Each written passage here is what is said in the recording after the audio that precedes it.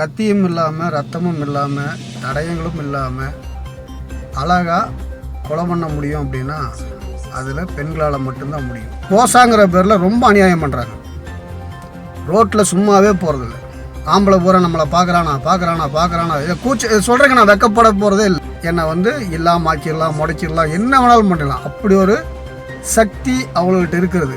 இது தெரியாமல் தான் நீதி கூதி மயிறு மங்கானின்னு அவளுக்கு சாதகமாகவே இந்த நாட்டில். அஸ்ஸலாமு அலைக்கும் வரஹ்மத்துல்லாஹி வபரகாத்துஹு. அன்பான தமிழ் சொந்தங்களே, அந்த ஏக இறைவனின் சாந்தியும் சமாதானமும் வற்றாத பெரும் கருணையும் உங்கள் மீதும் என் மீதும் என்றென்றும் நிலவட்டுமாக என்ற பிரார்த்தித்த நிலையில் என்னுடைய சிந்தனை செய்திகளை உங்கள் முன் சமர்ப்பிக்கிறேன்.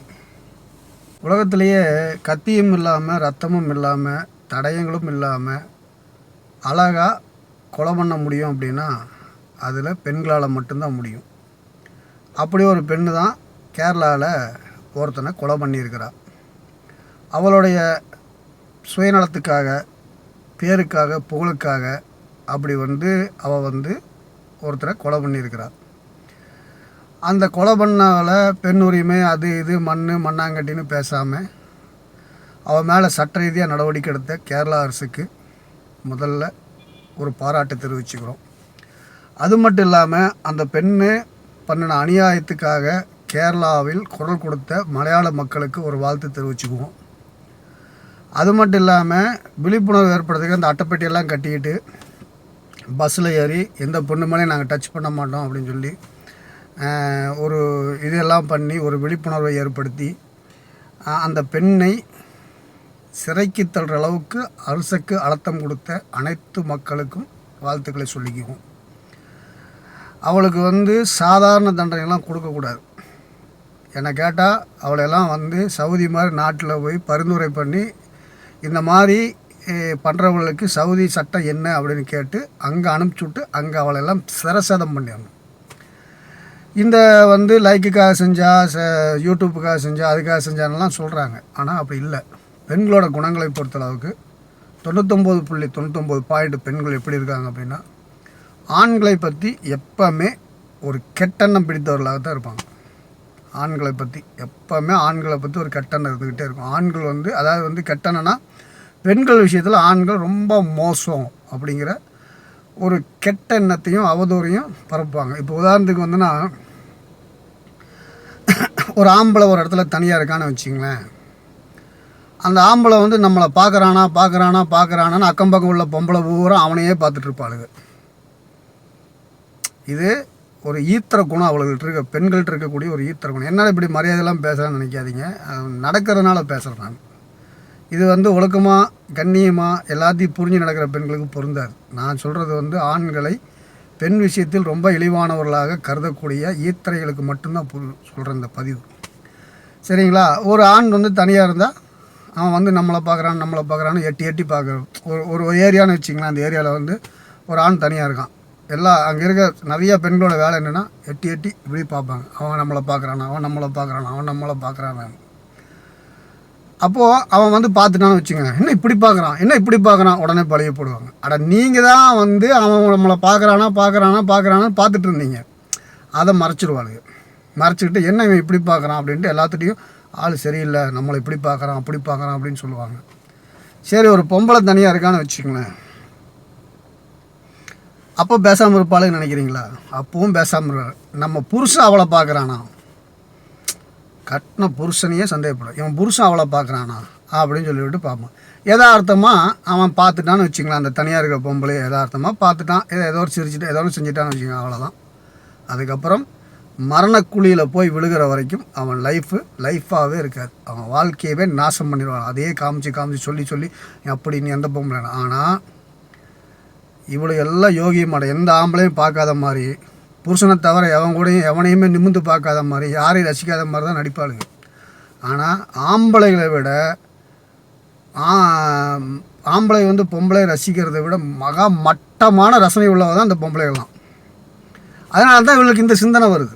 ஏன்னா இந்த கற்புங்கிற மனக்கற்பு இருக்கு இல்லையா, இந்த கற்பை சொல்ல மனக்கற்பு ஒழுக்கம்ங்கிற அந்த மனக்கற்பில் நம்ம ஒழுக்கம் இல்லை அப்படிங்கிறனால நம்ம புருஷனும் அப்படித்தான் இருப்பான், எல்லா ஆம்பளையும் அப்படித்தான் இருப்பான் அப்படின்னு சொல்லி போட்டு இந்த ஆம்பளைகளை ரொம்ப இழிவாக கருதக்கூடிய பெண்கள். இப்போ பெண்கள்னா எப்படிப்பட்ட பலமான பெண்கள் புரிஞ்சு வச்சுங்க. இப்போ வந்து ஒரு ஆம்பளை என்னை வந்து நான் ஒரு ஆள் நான் அடிக்கணும், இல்லை என்னை யாராவது வந்து முடிக்கணும், இல்லை என்னை வந்து ஏதோ ஒரு வகையில் முடக்கணும் அப்படின்னு நினச்சா நிறைய பிளான் போடணும். ஆண்கள் நினச்சா நிறைய பிளான் போடணும், அதுக்கு ஒரு கூட்டம் சேர்த்தணும், அதெல்லாம் சேர்த்தணும். ஆனால் ஒரு பொம்பளை என்னை முடக்கணும்னு நினச்சானா ஒரு செகண்டில் முடக்கிடுவா. என்ன தெரியுமா? இவன் என்னை கையை பிடிச்சிழுத்தான், என்னை பாலியல் சீண்டல் பண்ணான் அப்படின்னு சொல்லி போனான். இந்த மாதிரி பண்ணுனா உடனே என்னை வந்து இல்லாமல் ஆக்கிடலாம், முடக்கிடலாம், என்ன வேணாலும் பண்ணிடலாம். அப்படி ஒரு சக்தி அவங்கள்ட்ட இருக்கிறது. இது தெரியாமல் தான் நீதி கூதி மயிறு மங்கானின்னு அவளுக்கு சாதகமாகவே இந்த நாட்டில் சட்டம் இருக்குது. பெண்களுக்கு சாதகமாக சட்டம் இருக்குது. ஆம்பளைகள்லாம் பரிதாபம். இப்போ தான் இந்த தமிழ்நாட்டில், இந்தியாவிலே தமிழ்நாட்டில் தான் முதல் முறையாக ஆண்கள் பாதுகாப்பு சங்கம் ஓப்பன் பண்ணாங்க. அவர் நடிகர் பிரசாந்த் விஷயத்தில் தான் அவங்க வெளியில் வந்தாங்க. அவங்களும் இன்றைக்கி என்ன ஆச்சுன்னு தெரியல, முடங்கி. ஏன்னா என்ன தான் ஆண்கள் பாதுகாப்பு சங்கடம் வச்சுருந்தாலும் வீட்டில் பொம்பளைகிட்ட போய் அவங்க மாட்டித்தான் ஆகணும். அவங்களும் முடங்கி பேச்சு மூச்சியே காணும்.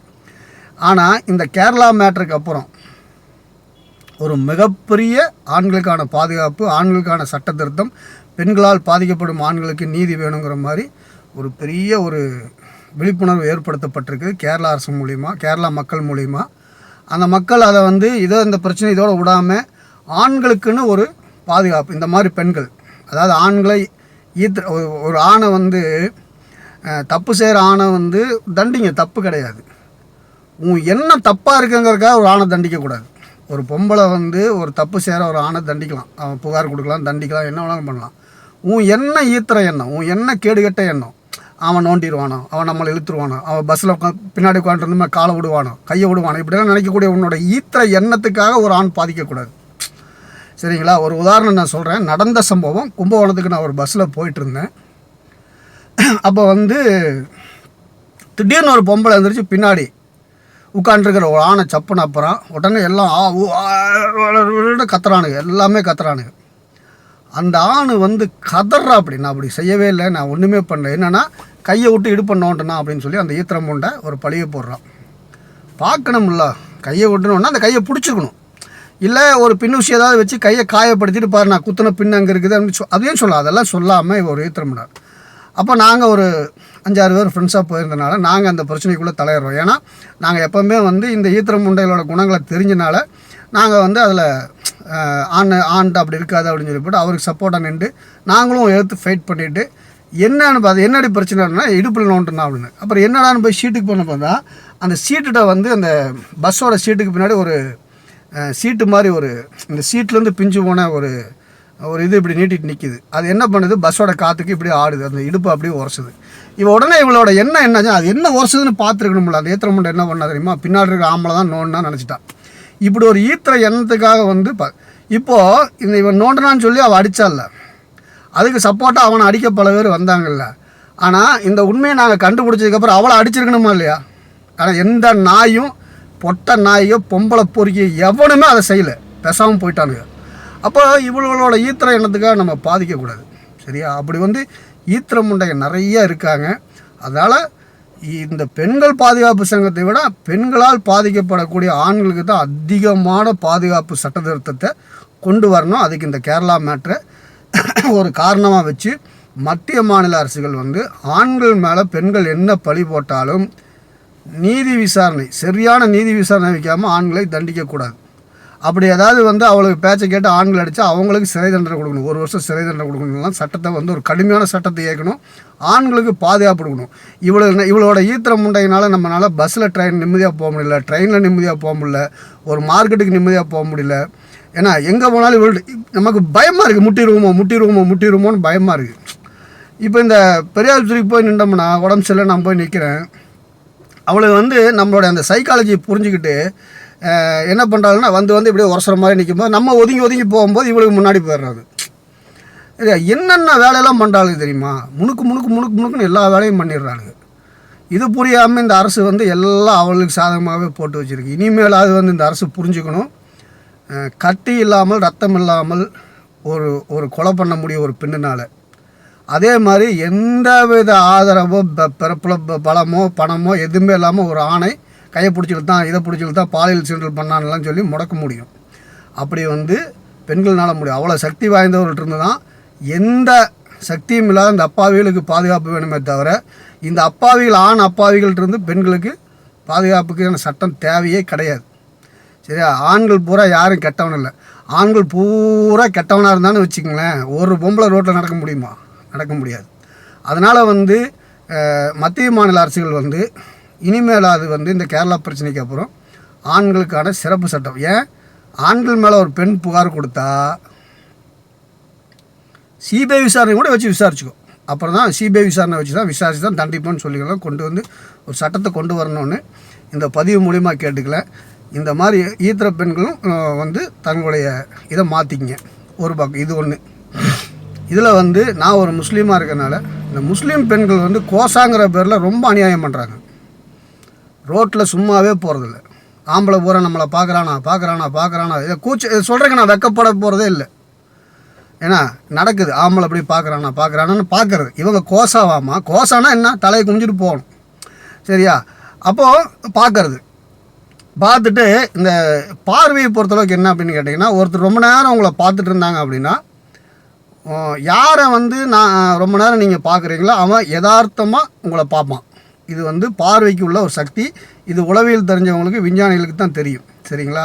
அந்த மாதிரி ஒரு பொம்பளை ரொம்ப நேரம் ஒரு ஆம்பளை இப்படியே பார்க்குறான்னு பார்த்துட்டு வரும்போது அவன் யதார்த்தமாக அதை திரும்புவான். அவனுக்கே தெரியாது, ஆனால் யதார்த்தமாக திரும்புவான், பார்ப்பான்.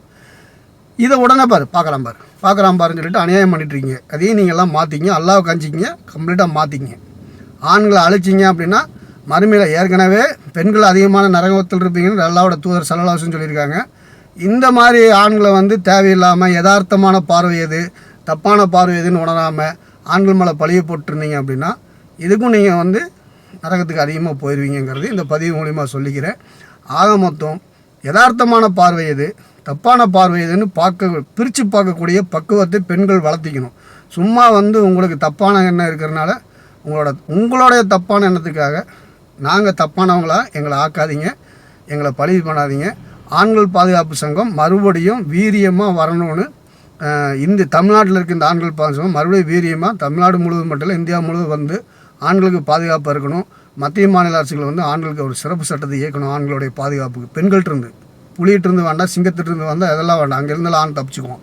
இந்த பொம்பளையோட சூழ்ச்சியிலிருந்து ஆண்கள் பாதுகாக்கக்கூடிய ஒரு சட்டத்தை உருவாக்கணும்னு இந்த பதிவு மூலிமா கேட்டுட்டு மீண்டும் ஒரு பதிவில் சந்திக்கும் வரை உங்களிடம் விடைபெறுகிறேன். அஸ்ஸலாமு அலைக்கும் வரஹ்மத்துல்லாஹி வபரகாத்துஹு.